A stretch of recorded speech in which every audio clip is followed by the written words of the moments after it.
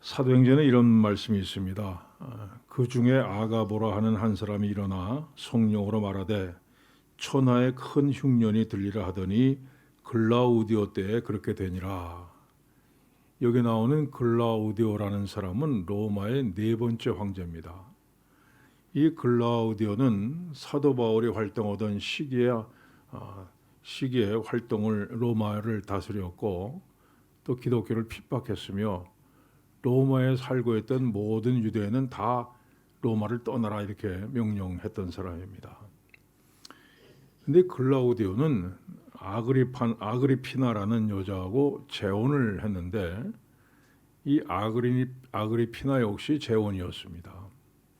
글라우디오에게는 옥타비아라는 딸이 있었고 또 아그리피나에게는 네로라고는 아들이 있었습니다. 이게 나중에 다섯 번째 네로 황제가 그 유명한 네로 황제가 되죠. 이 두 사람이 결혼을 하면서 네로는 자연히 글라우디오의 양자가 되었습니다. 자, 근데 여기서 문제가 생깁니다. 이 아그리피나가 자신의 아들인 네로하고 남편의 딸 옥타비아하고 이 두 사람을 결혼을 시키려고 한 겁니다. 사실 네로하고 옥타비아는 아무런 혈연 관계가 없습니다. 네로의 어머니와 옥타비아의 아버지가 결혼을 했을 뿐이지 자신들은 아무런 혈연 관계가 없습니다. 그런데 네로는 이미 글라우디오의 양자가 되었습니다. 이 당시의 양자 제도는 몇 가지 특징을 가지고 있습니다. 첫째는 새 아버지의 양자가 되면 옛 아버지와의 관계는 완전히 끊어집니다. 전혀 피가 섞이지 않은 남남 사이라고 할지라도 일단 양자가 되었다면 법적으로 완전히 새 아버지의 아들이 되는 겁니다. 두 번째는 양자가 되기 전에 모든 관계는 그 과거가 사라집니다. 혹 부채가 있다 해도 양자가 되는 순간에 그 부채는 완전히 없어져 버립니다. 그 셋째는 새 아버지의 재산 상속권자가 되는 겁니다. 나중에 아버지의 친자식들이 태어난다고 해도 아들로서의 권리는 결코 잃어버리지 않습니다. 자, 그래서 네로가 아무리 이 옥타비아와 혈연 관계가 없다고 해도 네로는 이미 글라우디오의 아들이 되었기 때문에 결혼을 할 수가 없었습니다. 그래서 고민 끝에 글라우디오는 로마 원로원으로 하여금 남매 사이라고 할지라도 결혼할 수 있다. 이 법을 특별조치법을 통과시키도록 했습니다. 그런데 로마서는 바로 이 시기에 로마 사람들에게 보낸 편지입니다. 이 편지를 받아보는 그리스도인들은 네로가 글라우디오 황제의 양자가 된 사실을 모두 알고 있었습니다. 그래서 이 말씀의 의미를 더욱 실감나게 느낄 수가 있었습니다. 너희는 다시 무수하는 종의 영을 받지 아니하고 양자의 영을 받았으므로 우리가 아빠, 아버지라고 부르짖느니라. 성경이 이렇게 말씀합니다. 성령으로 아니하고는 누구든지 예수를 주시라 할 수 없느니라. 여러분이 예수를 주님 이렇게 고백하는 것은 여러분 생각하고 여러분의 의지로 되는 것이 아닙니다. 성령께서 여러분 안에 들어가셔서 여러분 마음을 움직이시고 여러분의 입을 열어서 예수를 구주로 고백하게 만드시는 겁니다. 그런데 또 성경은 이렇게 말씀합니다. 영접하는 자, 곧 그 이름을 믿는 자들에게는 하나님의 자녀가 되는 권세를 주셨으니, 그러니까 여러분이 예수를 구주라고 입을 열어서 고백하는 순간 여러분은 하나님의 자녀가 된다. 이렇게 말씀합니다. 그래서 양자의 영이라고 하는 것은 곧 성령입니다. 양자의 영이란 양자 되게 만드는 영이란 뜻입니다. 자, 여러분 안에 성령께서 들어가 계심을 확신하십니까? 그렇다면 여러분 이미 하나님의 자녀입니다. 성령은 우리를 하나님의 자녀 되게 만드는 영이기 때문입니다.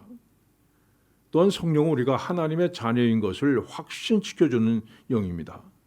성령이 친히 우리의 영과 더불어 우리가 하나님의 자녀인 것을 증언하시나니 말씀했습니다. 자, 여러분은 하나님의 자녀입니다. 이 관계는요 결코 끊어지지 않습니다. 천지가 변해도 여러분 하나님께서 여러분의 아버지가 되시고 여러분의 하나님의 자녀가 되었다는 사실은 결코 변하지 않습니다. 또한 여러분이 하나님의 자녀가 되기 전에 지은 모든 죄는 과거의 죄는 이미 다 용서받았습니다. 과거의 어떤 죄도 여러분을 붙잡아 놓을 수 없고 세상 누구도 여러분을 정죄할 수 없습니다. 또 여러분은 하나님의 나라를 상속받는 상속자가 될 것입니다. 자녀이면 또한 상속자 곧 하나님의 상속자요 그리스도와 함께한 상속자니 말씀했습니다. 이것이 지금 여러분이 가지고 있는 신분입니다. 자, 근데 본문은 무소하는 종의 영과 아빠, 아버지라고 부르는 양자의 영을 대조시켜서 말씀합니다. 여기서 무소하는 종의 영은 예수를 믿지 않는 사람들이 하나님의 저주와 또 하나님의 형벌을 두려워한다 이런 뜻이 아닙니다. 자, 여러분 주위에 예수 믿지 않는 사람이 하나님 두려워하는 거 보셨습니까? 당신 죄인입니다. 그러면 내가 무슨 죄가 있느냐 이렇게 얘기하고 죽으면 지옥 갑니다 하면 뭐 내 친구들 다 지옥에 있을 텐데 나 혼자 가면 나 혼자 천국 가면 심심해서 어떻게 나도 지옥 갈래? 아주 태연하게 대답합니다. 예수 안 믿으면요 아예 하나님 두려움이 없습니다. 이것을 가리켜서 사도 바울은 전에 율법을 깨닫지 못했을 때는 내가 살았더니 이렇게 얘기합니다. 이게 하나님 모르는 사람들의 현실입니다. 성령께서 역사하셔서 내가 죄인인 것을 깨닫기 전까지는요 누구든지 자기가 살아서 펄펄 뜁니다. 내가 제일 옳고 내가 제일 정의롭습니다. 하나님 앞에 죄인 된 것을 깨닫지 못하고 살아갑니다. 여러분 그래서 무소하는 종의 영을 받는 것도 역시 성령의 사역입니다. 이 성령의 사역을 통해서 나는 하나님의 저주와 형벌을 피할 수 없는 죄인이다 하는 것을 깨닫게 되고 두려움을 갖게 되는 것이 믿음의 첫 번째 단계입니다.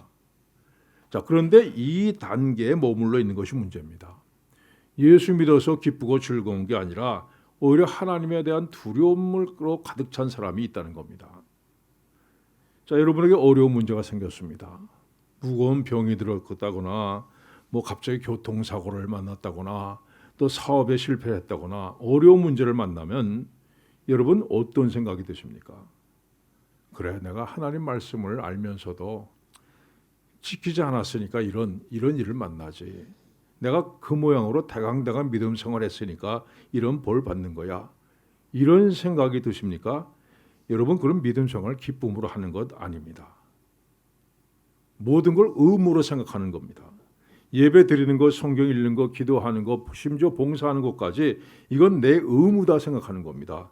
그래서 어려운 일이 생기면 내가 그 의무를 게을리해서 이런 일이 생기는 거라고 생각합니다.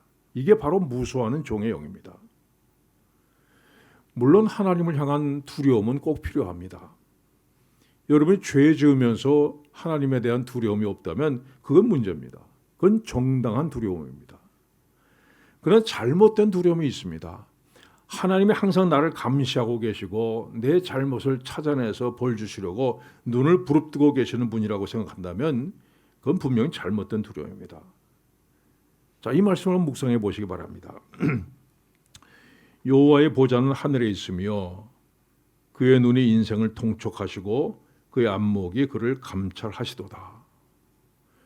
주께서 나의 안고 일어섬을 아시고 멀리서도 나의 생각을 밝히 아시오며 나의 모든 길과 내가 눕는 것을 살펴보셨으므로 나의 모든 행위를 익히 아시오니 여호와여 내 혀의 말을 알지 못하시는 것이 하나도 없으시니이다. 자, 이 말씀은 여러분 무슨 생각을 가지고 들으십니까? 아, 감사하다, 든든하다 이런 마음 드십니까? 아니면 두려운 마음이 드십니까? 종의 영을 가지고 사는 사람은요 이 말씀이 두렵습니다.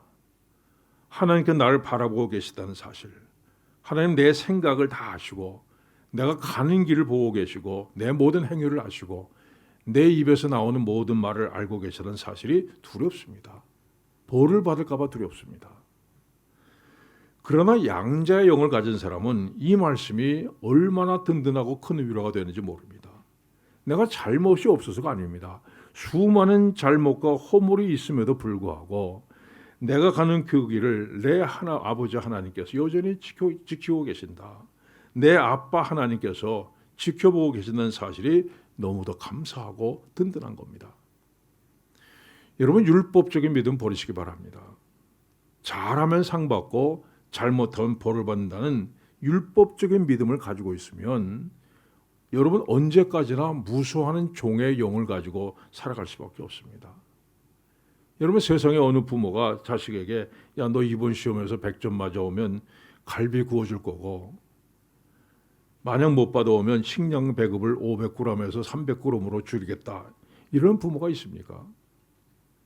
근데 우리는 하나님과 우리의 관계를 그렇게 생각하고 있다는 겁니다.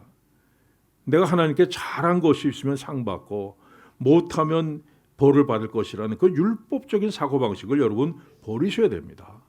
하나님 그런 분이 아닙니다.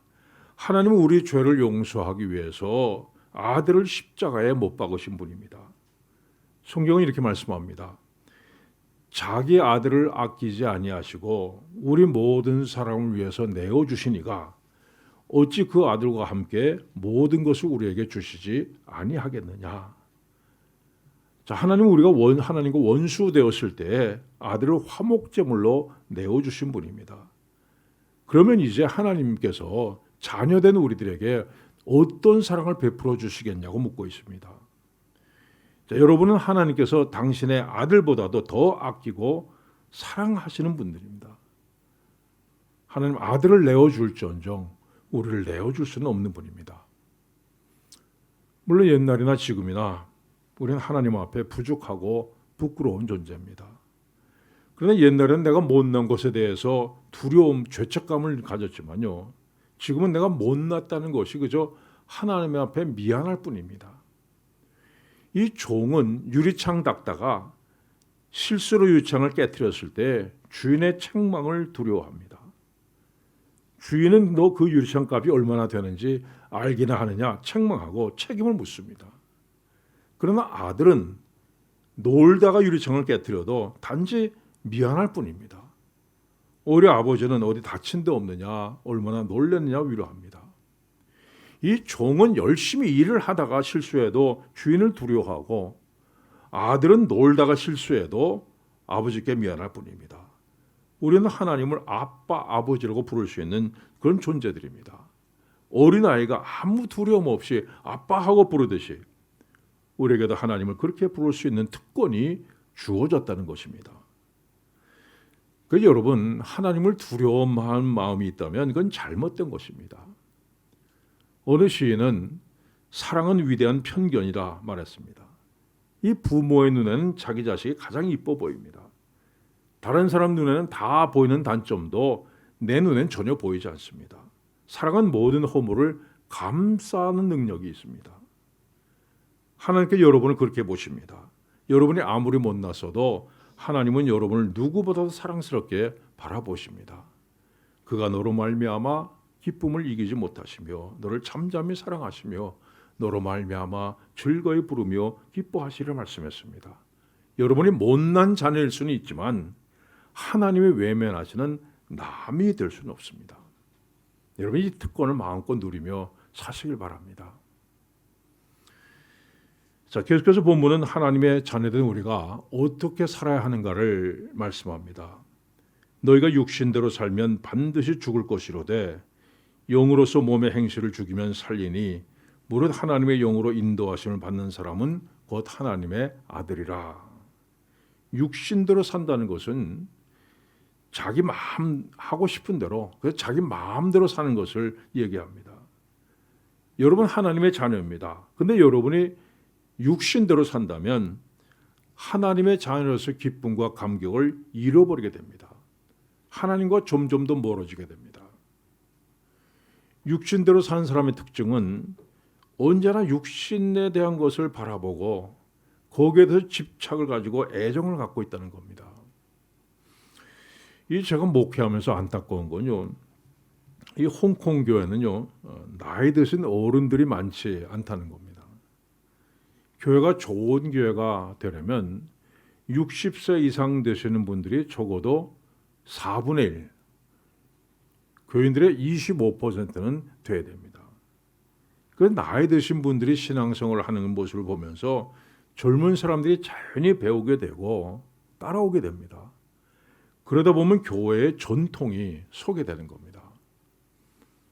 난 아무개 장로님처럼 일평생 교회를 위해서 헌신하며 살았으면 좋겠어.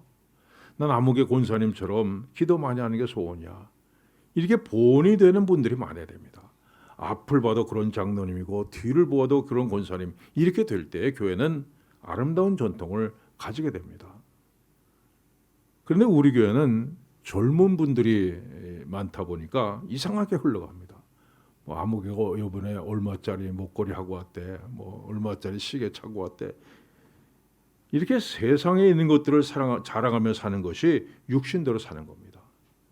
여러분, 욕심 버리시기 바랍니다. 욕심 버리지 못하면 결코 성령을 따라 살아갈 수가 없습니다. 날마다 하나님의 자녀답게 살지 못하는 부끄러운 가운데 살아갈 수밖에 없다는 겁니다. 자, 반면에 영으로 인도하심을 받는다는 것은 성령을 따라 사는 것을 얘기합니다. 성령이 친히 우리의 영과 더불어 우리가 하나님의 자녀인 것을 증언하시나니 말씀했습니다. 여러분이 성령을 따라 살아간다면 그저 매일매일 내가 하나님의 자녀이구나 하는 것을 확인하는 기쁨 가운데 살아가게 될 겁니다. 자, 근데 문제는 성령의 인도하심을 따라 사는 것이 쉽지 않다는 겁니다. 우리 속에는 성령을 따라 사는 것보다 육신대로 살아가는 것을 좋아하는 부패한 심령이 자리 잡고 있기 때문입니다. 사도 바울은 이렇게 얘기합니다. 내가 원하는 것은 행하지 아니하고 도리어 미워하는 것을 행함이라. 자, 그것이 나쁜 것인 줄 압니다. 그러면서도 그 나쁜 일을 거절하지 못하고 삽니다. 그 죄가 되는 것을 분명히 압니다. 그러나 안다고 해서 죄를 피하지 못합니다. 이게 우리가 갖고 있는 본성이고 고민이죠. 그러나 여러분 분명히 알아야 할 것은 이제는 여러분의 신분이 바뀌었다는 겁니다. 여러분은 하나님의 자녀입니다. 얼마든지 육신을 이길 수 있는 능력을 속에 갖고 있는 사람들입니다. 마음은 논이로되 육신이 약합니다. 불쌍히 여기서 이렇게 주저앉아 있는 모습은 결코 여러분의 모습 아닙니다. 여러분은 얼마든지 육신을 이길 수 있는 사람들입니다. 자, 성경이 이렇게 말씀합니다. 예수를 죽은 자 가운데서 살리신 이의 영이 너희 안에 거하시면 그리스도 예수를 죽은 자 가운데서 살리신 이가 너희 안에 거하시는 그의 영으로 말미암아 너희 죽을 몸도 살리시리라. 자, 지금 우리 안에 계신 성령이 어떤 분이라고요? 예수를 살리신 바로 그 성령입니다. 그래서 지금 내 속에 들어와 있는 성령은 비록 내가 죽는다 해도 다시 살리시고 일으켜 세우실 수 있는 능력을 갖고 계신 분이라는 말씀입니다. 자, 여러분 자기 힘으로 사는 사람들이 아닙니다. 여러분 속에 계시는 성령의 능력으로 사는 사람들입니다. 이것이 바로 하나님의 자녀된 특권입니다. 얼마든지 육신을 이길 수 있습니다. 사랑하는 여러분, 여러분은 하나님을 아빠에게 부를 수 있는 하나님의 자녀입니다. 항상 성령의 인도하심을 따라 살아감으로써 이 하나님의 자녀된 특권을 빼앗기지 마시기 바랍니다. 마음껏 누리며 살아가는 여러분들 되시기를 축원합니다. 기도하겠습니다.